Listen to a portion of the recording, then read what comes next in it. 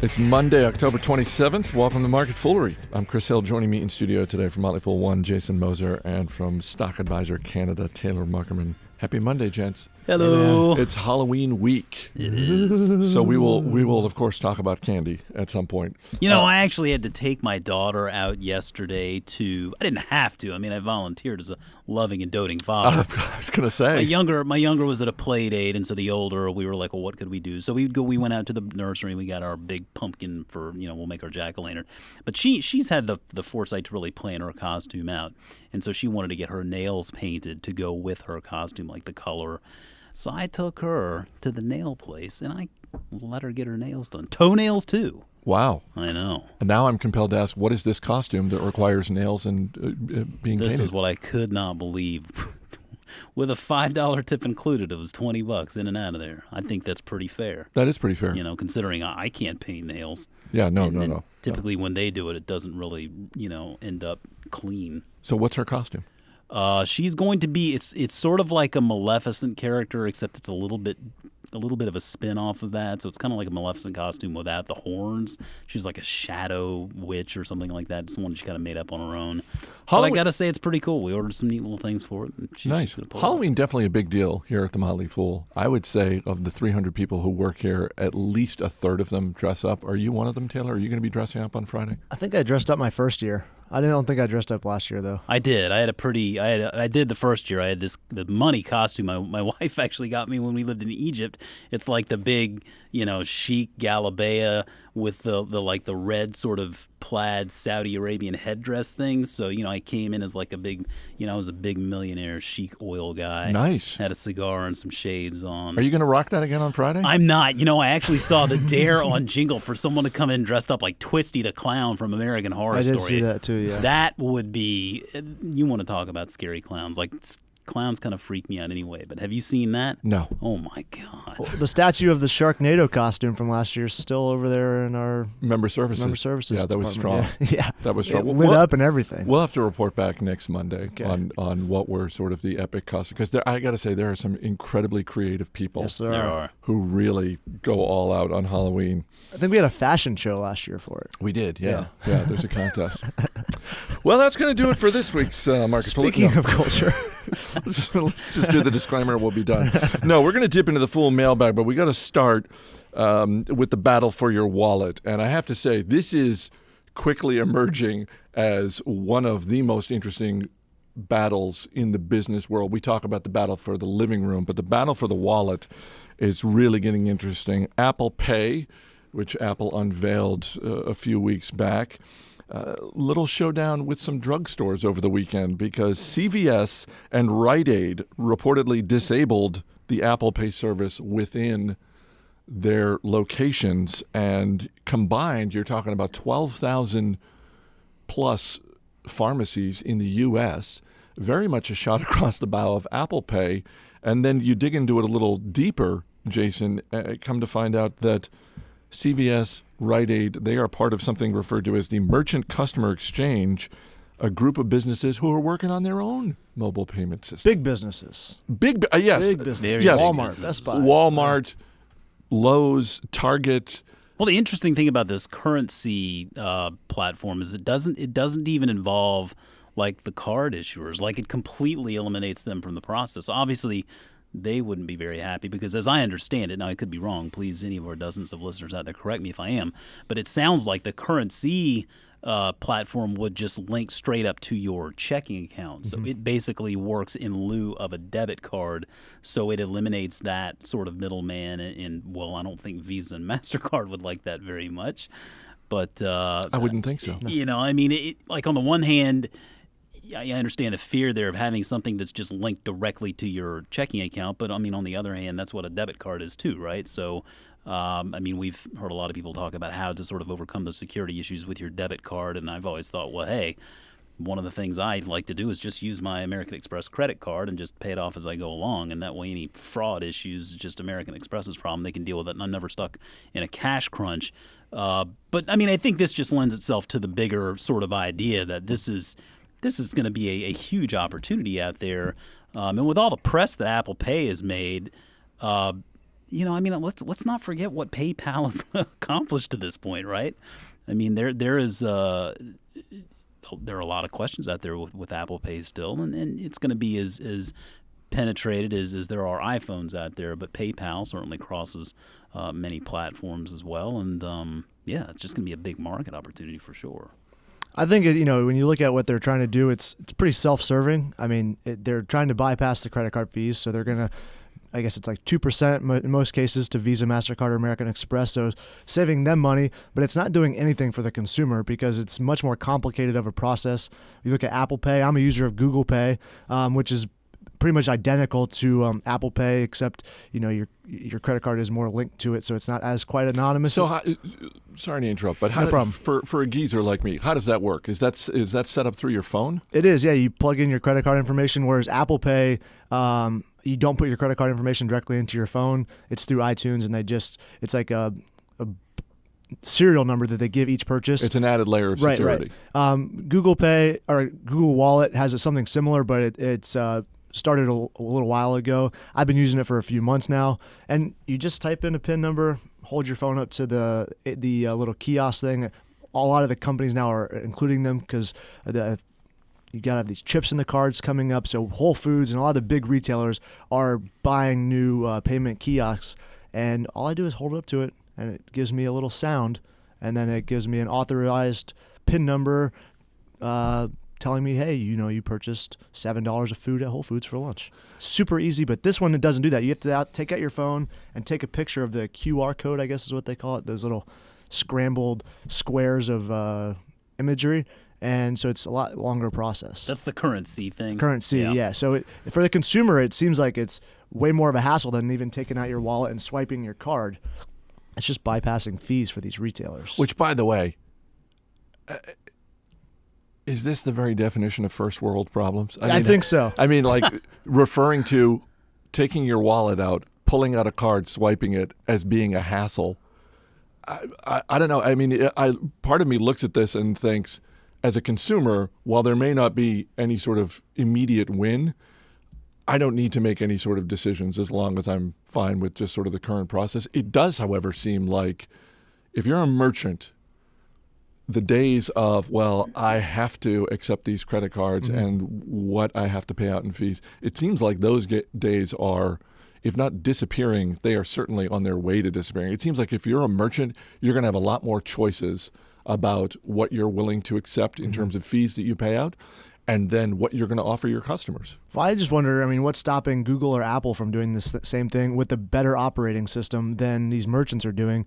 Because far more people have iPhones than I'm assuming go shopping at Walmart or CVS. You put them all together, you're probably looking at the same customer size. But between Android phones and Apple, these stores don't touch that size of a customer base. So I want to see them appeal to the customer just like Apple and Google are, because it's so easy. And I'm waiting for somebody to have a George Costanza commercial showing how fat his wallet was and the back pain it was causing and how these problems can be rectified. Well, like when we went to the nursery yesterday to go get the pumpkin, I actually paid with cash, and it was funny because the lady there looked at me and she was like, "What's this? What are you doing?" She had her iPad out with the square on it. She was thrilled because she knew that they were going to get it. It was an $11 purchase, right? It was a pumpkin. But there was, it was cash. It was simple. It was in and out of there, and there were no, there was no friction. They're not going to have to deal with any fees involved there, at least on the, card processing side. But I think, to Taylor's point there, I think that regardless, we know there are going to be a lot of different sort of competitors in this space, and really it does boil down to friction, right?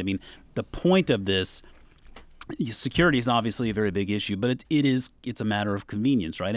The dream is to be able to just pay for something with just a click, beep, done, out of there. And so friction is going to be the key there. And I was reading something here this morning about sort of a Panera experience where they were saying, well, if you went in to pay with your Apple Pay, platform, your phone at a Panera, if you wanted to use your Panera card, you still have to actually physically give them the Panera card, or if the Panera card is associated with the app on your phone. But either way, it was one more sort of added bit of friction there. Whereas, like, if I go to Starbucks, I just pay with the Starbucks app, and I'm done with it. And everything involved with my Starbucks relationship is just done right in that one transaction. So it's sort of interesting to see how you approach this from a merchant standpoint. And that currency that you're talking about, they can incorporate loyalty programs into that app for all those different stores. So that helps. Guess, yeah, so if you can combine Apple or Google Wallet with this currency thing, then you'd have a winner.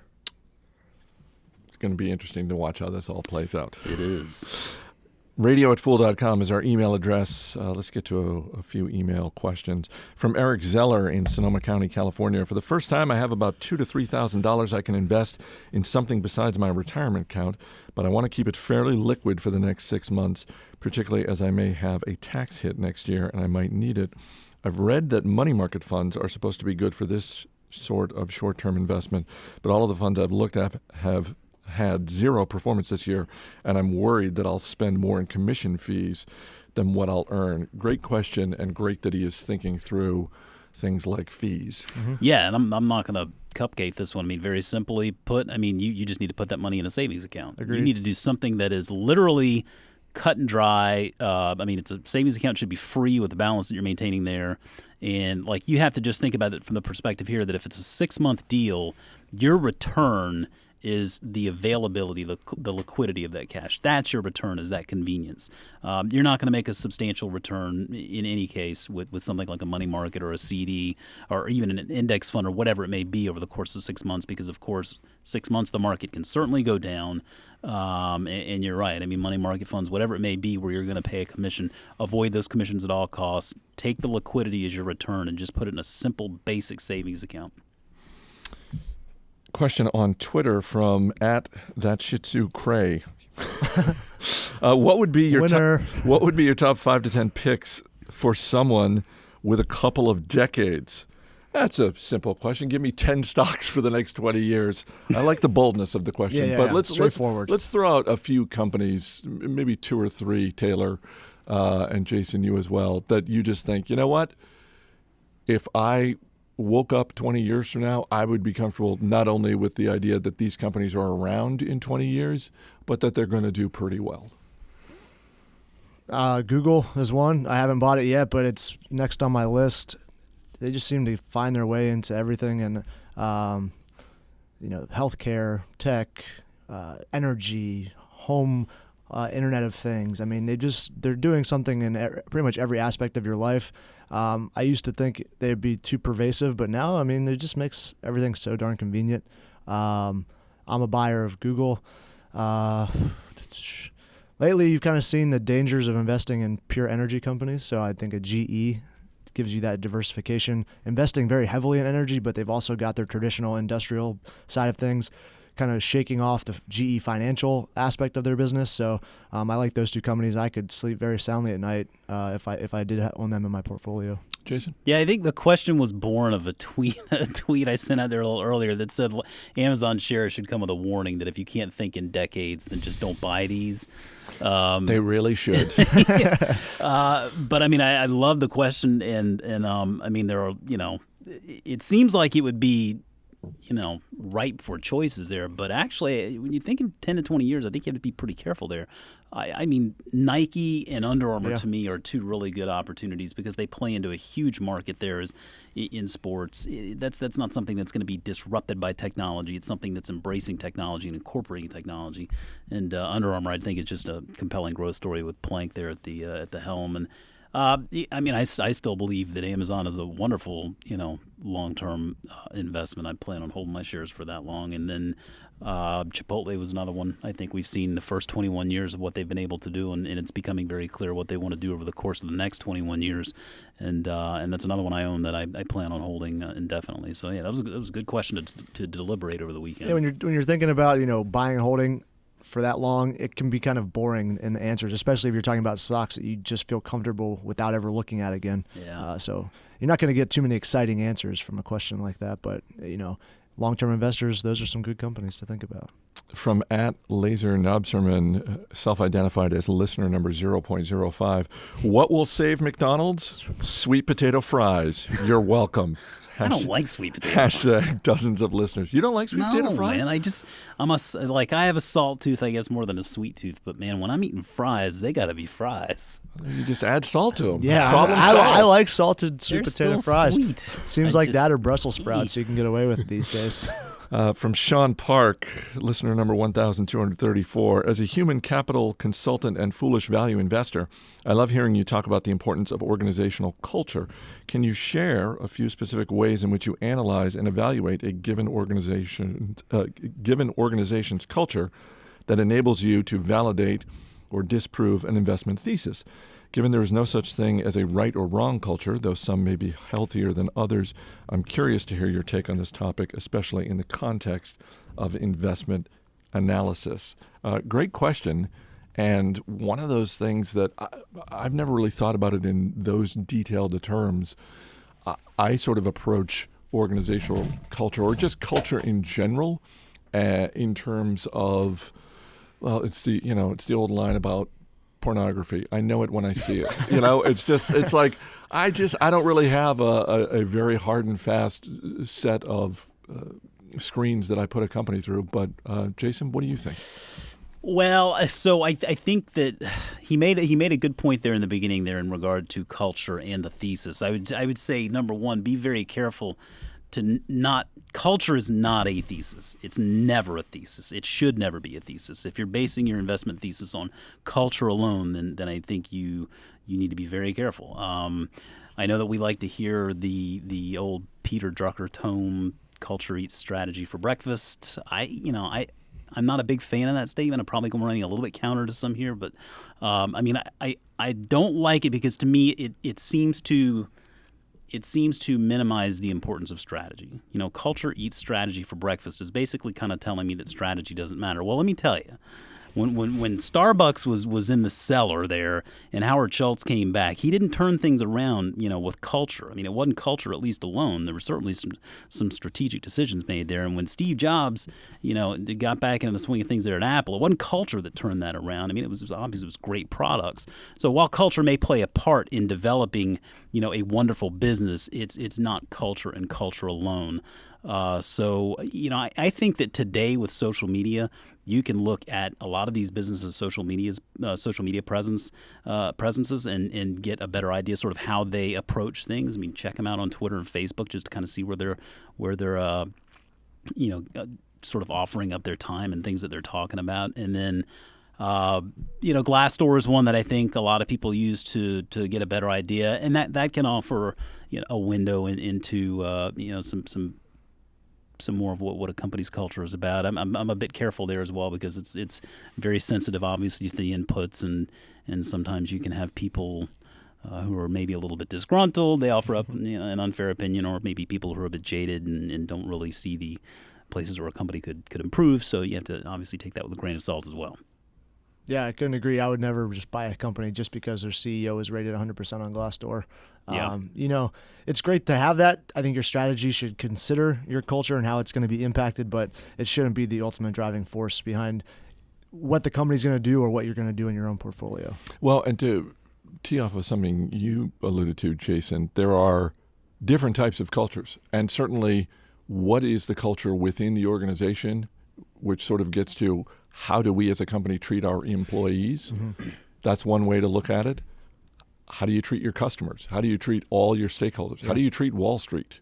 Which can be sort of a double-edged sword. We've certainly seen examples of CEOs who go out of their way to really court Wall Street opinion, and sometimes, particularly in the short term, that works in their benefit. We've also seen CEOs like Jim Sinegal at Costco and the decades that he ran that company, where he wasn't hostile towards Wall Street, but he basically didn't care. Mm-hmm. And certainly anytime an analyst suggested to them, if you just raise your prices just this much. It won't be. And he's like, no, that doesn't matter. How we treat our employees, how we treat our customers is much more important than how we treat you. Because he's trying to be around. He's trying to have Costco be around much longer than that analyst is going to be covering that company, which is probably only going to be a couple more years. Yeah, I mean, Jeff Bezos, I think, is another great example of someone who's obviously not given into the whims of Wall Street ever. I mean, we know quarter in and quarter out, he just doesn't care what Wall Street thinks, and he's not running his company on that basis. And I'm sure there would probably be some who would argue that the culture within Amazon could be maybe a bit more attractive, at least from the employees' side. It sounds like he's a pretty tough guy to work for, from what I've read and seen. Oh, if you watch that CNBC primetime documentary on Amazon that David Faber did, you absolutely come away with that. But does that business succeed in the long run if it's a CEO who's a bit more who lays down a bit more and maybe doesn't demand so much? I don't know. I mean, I'm just saying it's one of those things that it's nice to find great cultures like that. Berkshire Hathaway, another great example. Markel, I think, good examples of companies with cultures that we really like, because good cultures can instill trust for long-term investors, right? You can feel better about holding those businesses for longer periods of time, but just be careful not to make it an investment. Yeah, I look at it as a tiebreaker. Yeah. Maybe a reason not to buy a company, not a reason to buy a company. There you go. Before we wrap up on the Motley Fool Money Show on Friday, we talked about Halloween candy, overvalued and undervalued. Jason, you weighed in with Junior Mints being undervalued. Yes. And Smarties being overvalued. And I can't believe Ann is sitting there like shaking her head at me like I shot her dog or something. I mean, she's telling me Smarties are all that. Well, and candy, Ann Henry behind the glass, living proof that candy is a very personal choice. It is. She's a big fan of Smarties, so she's taking the other side of that trade. And I appreciate that. But you said, we're going to get to Taylor's picks in a minute. You said you wanted to change yours, or you had an experience over the week? No, I don't want to change, but I did want to add one more in there because I had a Butterfinger over the weekend, just a little Halloween-sized Butterfinger. We have some stuff at home. And man, oh man, that just reminded me how much I like Butterfingers. Those are probably pretty undersold. Yeah, those are pretty strong. Taylor, what about you? Overvalued, undervalued? Overvalued is Kit Kat. Really? Me. Yeah. I think there's way better chocolatey options out there than a Kit Kat. I don't know. It's dry. It's a dry candy. Again, sticking with the stock analysis, Kit Kat strikes me as a fairly valued candy. I don't know. They have commercials. They've got their own little jingle. They got to move the product, but it doesn't strike me. There's not a Kit Kat bubble. I don't see anyone going on CNBC saying, "I can't believe it's trading at this price." Fair enough. But go ahead, Kit Kat. Undervalued. Yeah, Kit Kat's my overvalued. Undervalued is we talked earlier. Charleston Chew. Now, Charleston Chew gets at something that I was thinking when you mentioned Butterfinger, which is I think both those candies are better in the smaller size. I agree. For me, anyway. Charleston I would Chew, agree with that. Which I think the original Charleston Chew was just this. It's just this huge, 5 foot. It's like a 2 foot pole of marshmallow. Yeah. But then, the small ones, you freeze them, you break them up. Those are pretty tasty. I agree. I'm going Junior Mints for undervalued. Nice. They just never disappoint, but they don't do the big TV commercials and all that sort of thing. And overvalued Toblerone. Why is Toblerone? Why does it have the reputation? It's the shape. It's the triangle. It's different. People think, oh, wow, it's different. And it's also in airports. Yeah. It's just oh, look, I went to Europe and I brought you Toblerone. It's like, really? I've seen it in Belk and JCPenney and one of those, clothing stores. What the heck are you selling chocolate at the kiosk at a clothing store? I remember when I was a little kid, it was the shape. It was different. Yeah. And that was what's that? I've never seen a triangular candy bar before. That must be good. Oh, I got it from Europe. Did you really? Well, no, I got it in the airport when I got back from Europe. Duty free. Tweet us at MarketFoolery or email us radio@fool.com. One overvalued candy, one undervalued. We'll be doing this all week. Jason Moser, Taylor MUCKERMAN, guys, thanks for being here. Thanks. As always, people on the program may have interest in the stocks they talk about, and the Motley Fool may have formal recommendations for or against, so don't buy or sell stocks based solely on what you hear. That's it for this edition of Market Foolery. The show is mixed by Ann Henry. I'm Chris Hill. Thanks for listening. We'll see you tomorrow.